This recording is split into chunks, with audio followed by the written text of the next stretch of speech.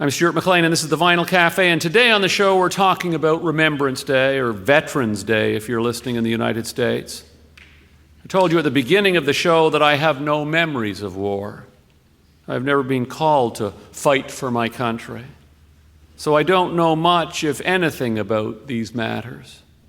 Although I'm sure of one thing, and that is, like all hard things, it's important to talk about it, to share our stories and memories, our ideas and our thoughts.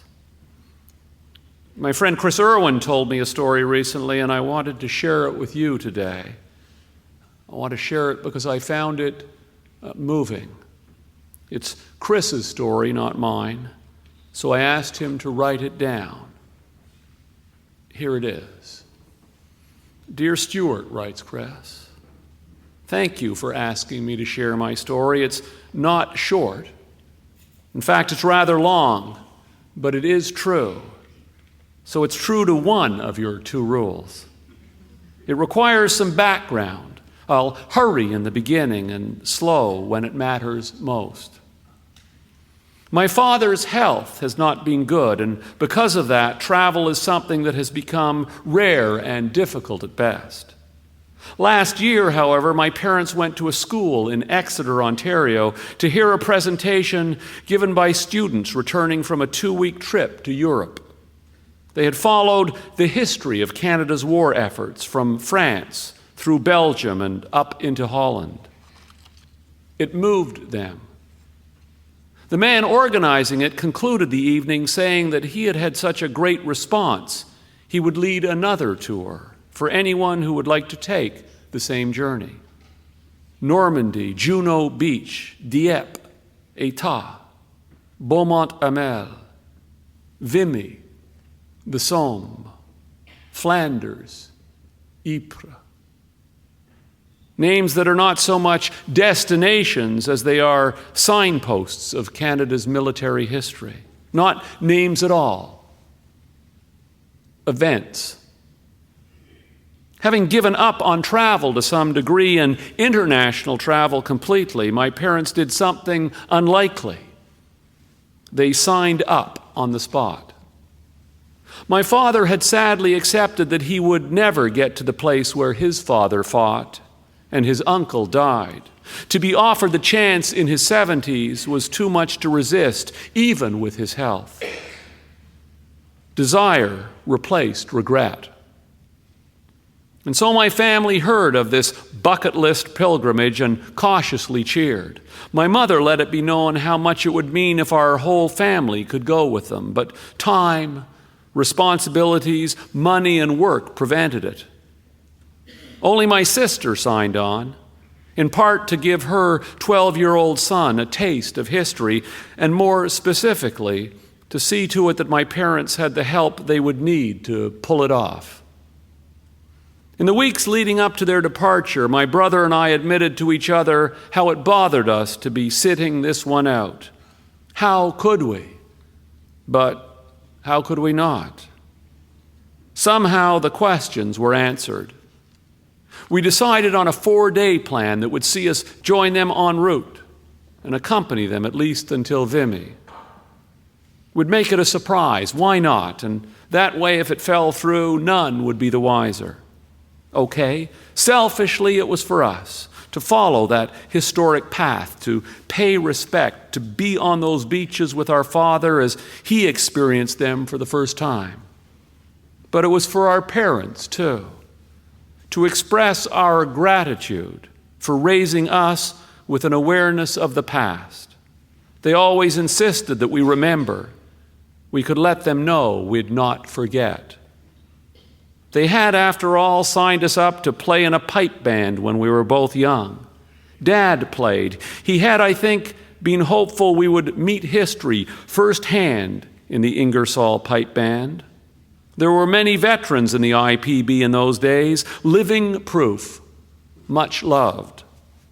And somewhere in that place between appreciation and recollection, it came to me. If we went, if the pieces fell into place, I would take my pipes and play at Vimy. For my parents, to honor them, to let them see I understood their lessons in life, to honor the fallen as well. And so it was. Just days out, the plan took shape. My brother and I packed light and picked a flight. We left. Pieces of my uniform stuffed into my bag, my pipes jammed into the smallest case I could find to be sure the airline would let me and us carry on. The surprise went well. A reunion of emotion and tears. We let Dad in on it late in the game for fear a shock was not what he needed most. He loved being in the know. It gave him pleasure to see the thing unfold. But the pipes remained my mystery. At one point near Dieppe, my sister said the words my grandmother had said each time I visited. "You didn't by chance bring your pipes, did you?" When my grandmother asked, she always knew the answer, of course. But my sister did not. That is, did not until my pause gave me away. She spoke first. "Mom's dying to ask, but knows you likely couldn't." For 2 days, nothing was said. We immersed ourselves in Canada's past. On the eve of our stop at Vimy, we came along the coast, south out of État. South to a cemetery that fell away from the road to the right, not visible to the channel, but away in that direction. It was another spectacular example of how the Commonwealth War Graves Commission continues to do such remarkable work. We had made several such stops at similar cemeteries, so many there are. But this one hit me uniquely. The lateness of the day, perhaps. The shadows, long and perfect on the precisely cut lawns. The strong, solid marble monument you enter through, high on the hill, massive and still. Or the 11,000 headstones you look out and down upon as you come through the gate. 11,000. Something rose in me and said, right here, this is where you'll play. So quick, back to the car, uniform on, tune up out by the road where the traffic will muffle the sound. The first I'll be heard is as I rise over the steps by the stone of remembrance. I opened my pipe box. I took them out and stared into the now empty box lined with 50-year-old velvet. It should have had a small bottle containing 2 reeds. It didn't. I was angry, disbelieving, most of all embarrassed, standing there in a kilt in France at the side of the road without any way to play. Pipes need reeds. I put everything hastily away and took the long walk down through the row upon row of stones and shadows to where my sister and brother were looking at the names on some German headstones in the back left corner. The dead, of course, all made the same sacrifice. And in many cemeteries now, men from both sides of the line share the same soil. That walk brought perspective. My disappointment felt selfish among the staggering number of names on the stones around me. And while shocked at forgetting my reeds, it was only a wish, not a life, that was lost. I was humbled, not angry. I told my brother and sister, admitted it hurt, and left it at that. They said little save sorry. At supper that night in Arras, France, my mother could finally not keep her curiosity contained. She started the main course with a question. "You didn't bring your pipes with you, did you?" During the meal, I told Mom and Dad of my plan and my problem. We tried to make light of it. We spent dessert wondering the ways one might find a reed overnight in Arras. It was a short conversation. We thought of none. We went to bed. The next morning, my mother came to breakfast with 2 ideas. The first, to call a local tourist bureau about an upcoming festival. She had a pamphlet. Perhaps they have a pipe band coming. Who knows? Her second idea redefined long shot. So much so that my mother told only my sister, who, as a last resort, handed me a piece of paper. Carol McPherson, it said. Below the name was a number. My sister explained, it's the only Scottish name in the Yara phone book.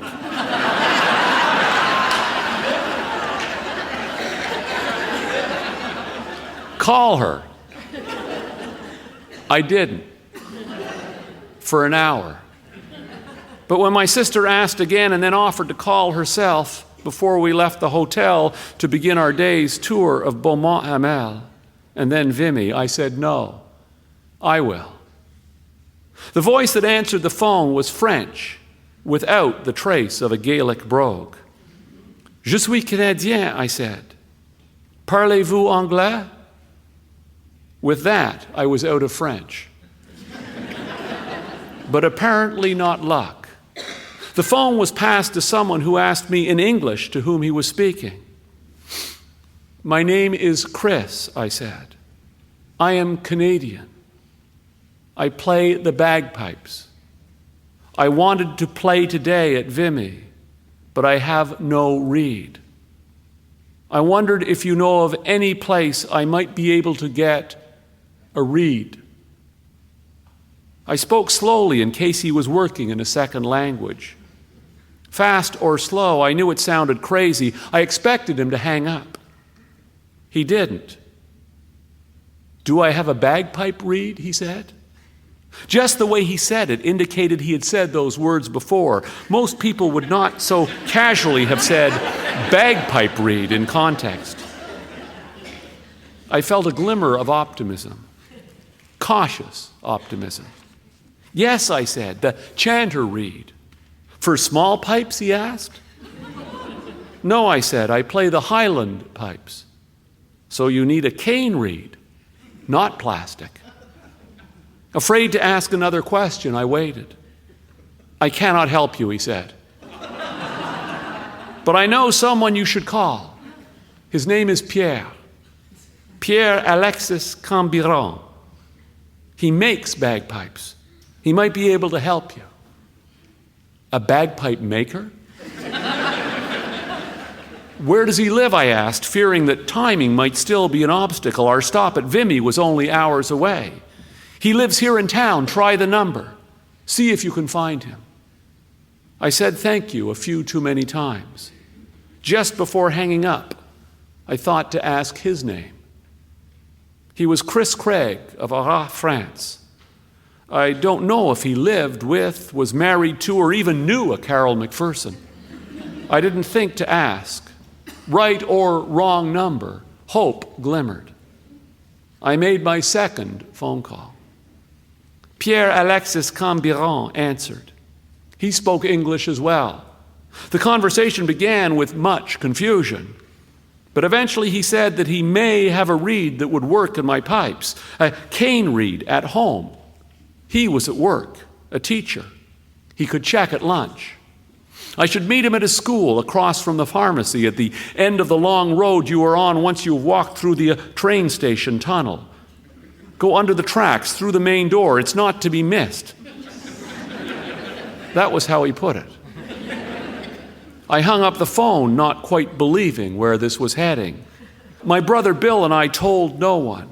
We said we were going to head into town at noon to see if any music stores existed. We said we would catch up with the tour as they left for Vimy. As our family walked the Regina Trench, we took a deep breath and walked away from our car, parked in the busy square in front of the train station. People in movies do this, my brother said, not people like us. It was just as Pierre had said it would be. We waited by the gates of a school, and within minutes we were following a perfect stranger up the steps of an empty school and into an empty classroom. He held a small tackle box under his arm. I held a pipe box under mine. I only had to see the reed to know that it would do the trick. How it would sound was not the point. That it existed was enough. I played for him briefly. We smiled at each other. You don't know how much this means to me, I said. What can I do to repay you? He shook his head. It was left that just helping another piper was reward enough. If you're ever in Canada and need something, I joked. But as I left with his reed, I realized that this might be a debt that would remain unpaid. We met the tour and made our way to Vimy. Only my brother and I knew how things had taken shape in the hours over lunch. I wasn't sure how to begin. In our brief conversation, Mr. Craig had warned that playing at the monument might be tough. That was his word, tough. It is an overwhelming sight, he said, a very public place to play. So I began as pipers do. Bagpipes need to be tuned. One needs a private place to do that. Not wanting to warm up near the people at the statue itself, I drove down a side lane. There were 2 cemeteries down the road and a small looping path between them. It was removed, surrounded by grain fields to the south. It was discreet. There were 3 or 4 people walking among the white stones in the walled cemetery nearby, but no one else. Would playing intrude, I wondered? Cautiously, I began to tune, then to play. After 15 minutes, I turned around and any uncertainty I had of the effect fell away. The people in the cemetery were walking toward me together. I spoke first, hoping to establish a tone. "I'm sorry if I interrupted you," I said. "I needed a place to warm up. I hope it didn't disturb you." The woman told me that her father used to play. Then, through tears, she said that she had not heard the pipes in a long time. The others were not with her, but followed her over to me, wanting, it seems, to thank me for playing and to ask my story. I told them briefly what I have written to this point, and with handshakes and smiles, we went on our way. They to their cars, me to the monument on Vimy Ridge. I didn't just walk up those great steps and begin. I went down the hill and started in the distance below, slowly moving toward the base from the north, unsure, respectfully. I was met with smiles from those that passed by. I was also met by my brother who, when I asked if I was attracting the wrong kind of attention up at the monument, said he thought not. "They would like you to come closer," he said. "I think everyone up there would agree." I played for an hour or more that afternoon. Slow airs, waltzes, laments. And when 3 wreaths were laid in commemoration by my parents' tour, I offered to play Flowers of the Forest, the lament you hear after the laying of wreaths almost everywhere you go on Remembrance Day. There were less than 50 people there to hear my pipes that day at Vimy Ridge, but among them were my parents. And because of that, I played for the entire world, my entire world, and for the lost lives for which that monument stands, the many, many lives. Bagpipes are nothing without a reed, and a piper is nothing without his pipes. That day, as moving as it was, would not have been the same. I can't say it would have been nothing. Anyone who has ever stood in the shadow of that proud monument will attest to that. But for me, well, I will return and I will play again at the base of those towers of remembrance. But my parents will not be back there. I'm sure of that. My family will not drop everything to join them on a tour to remember the fallen in France. I know that too. And I believe I will never find a more fitting way to honor my parents and the love and support that is a lifetime's work. To play for them in that moment, on that hill, on that day, was perfect. I will not forget that day. And now I know what it is. It is a gift to me and to my children. I have a picture of my family united in a small cemetery.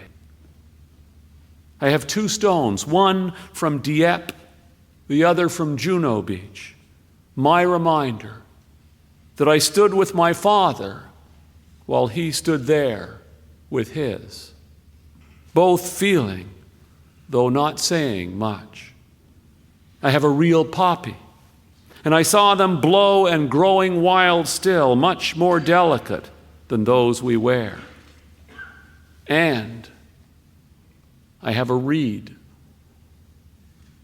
which I plan to return to Pierre Alexis Cambrian when I return to France with my children, to teach them my parents' lessons, and in turn, give them their gift, to let them see the rows of lives that lie there, lost, to let them touch with their own hands the stones that times made smooth, to let them hear bagpipes played upon the ridge, maybe even to play along. But most of all, to be sure they experience the sigh of silence that follows the pipe tune's end. And when they do, I hope that my children will wonder in that most quiet moment what it must have been like. What it is that brings people across the world to walk respectfully among the names, for names are all that remains. What emotion it is that puts that look upon each face and brings so many to tears. That quiet is real. It is peace. And what we feel must be remembrance. That comes from Chris Irwin of Burlington, Ontario.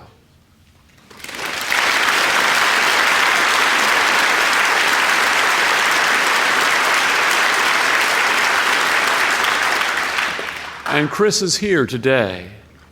And yes, to answer his grandmother's unspoken question, he brought his pipes. That is him you hear now warming up. Chris is going to play for us, and he's going to play the lament he played that afternoon on Vimy Ridge. This is Chris Irwin playing The Flowers of the Forest.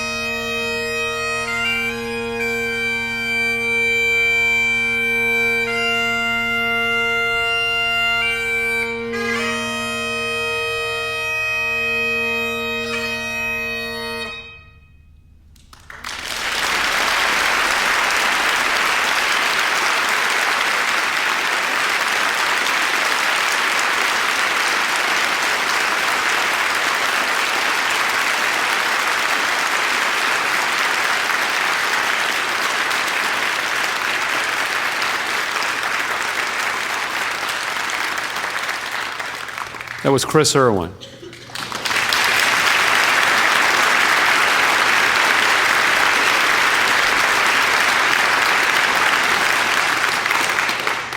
And he was playing with the reed that he got in France.